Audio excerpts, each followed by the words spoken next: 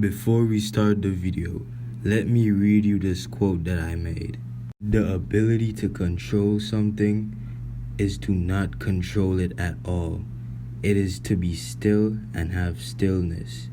Because when you try to control something, it's saying that you don't already have control over it. Therefore, you must control your mind by having stillness and being still. You see, in today's world, they try to distract us by weakening our minds with TikTok, Reels, scrolling on our phone for 8 hours a day.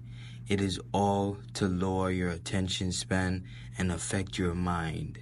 One of the only ways for you to reverse this and develop strength and mental resilience is through meditation. So with that being said, let's get it. So now, how do you even meditate?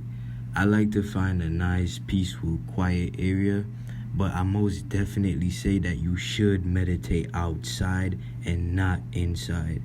But some people have no choice. So in this video, I demonstrated inside. So as I just did right there, I basically sit down and I cross my legs. You can literally meditate sitting down. You don't have to cross your legs. You can lay down, whatever feels good. For me, it feels best when I cross my legs because I'm stretching at the same time whilst also meditating. Now, let me teach you the whole science behind meditation. So, within our brain, we have the front of our brain, which is called the prefrontal cortex. Then we also have the back of our brain, which is called the amygdala, and it's also known as the lizard brain. It is the amygdala that makes you make bad decisions. Have you ever tried to quit something? For example, you want to get onto a new diet. You want to stop eating snacks, for example. And within a few days or even a few hours after making that decision, your own brain, it's like your own voice in your head, tells you to go and eat snacks, even though you just made a decision not to. That is the amygdala part of your brain. Now, meditating increases the size of your prefrontal cortex, like literally increases it. The prefrontal cortex in the brain, it literally grows, like physically. It grows after a few weeks of consistent meditation. It grows, which makes it stronger. So it's basically like lifting weights, but for your brain. And this now makes you have more control over your thoughts. It makes you have more control over the decisions that you make in your life. If you say you're gonna quit something, you can just do it. Now that you know the science behind why you should meditate and the benefits, then you have no excuse not to.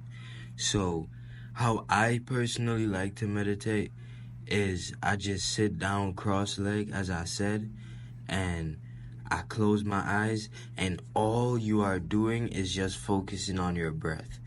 You have to breathe deeply from your stomach.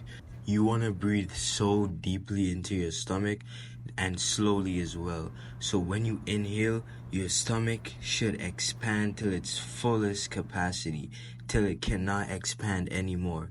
And when you exhale, your stomach should come all the way in till you literally can't go anymore. And then that's when you want to do the same thing, and you just keep repeating that over and over and over. What helps me a lot is to have a timer.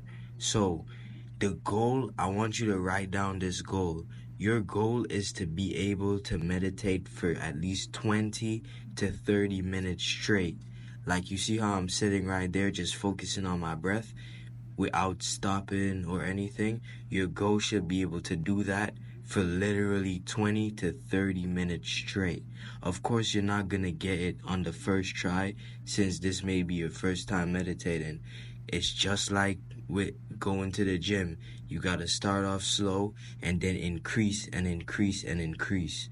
So this is the same thing you want to do, but except this is a workout for the mind. Meditation is going to undo the damage that you have put yourself through from scrolling on social media for hours a day, along with a lot of bad programming that have been done to you. So you want to meditate every day. Set a goal. It doesn't have to be as soon as you wake up. It doesn't have to be before you go to sleep. It doesn't have to be in the evening. Just pick a time and just sit in a quiet space and just meditate. And if you can't meditate, this shows a lot about you. How do you not have 30 minutes or even 20 minutes to just sit and do nothing? How is that hard? If that is hard to you, if doing nothing is hard to you, then this says a lot about you. Whilst you're meditating, you're going to experience a lot of negative thoughts. What I want you to do, as I said, do not control. Learn to let go. Every time you get negative thoughts in your head, just allow it to happen. So if you get a thought about, oh, I don't look good today, or I'm not doing very well today, I don't feel good, just allow the thought. Most people, what they would do is try to change the thought to think about something happier. Don't even do that. Literally just allow yourself to feel negative. And what happens is that you actually get control because you're not trying. You're no longer trying to gain control. You already have control. With that being said, peace.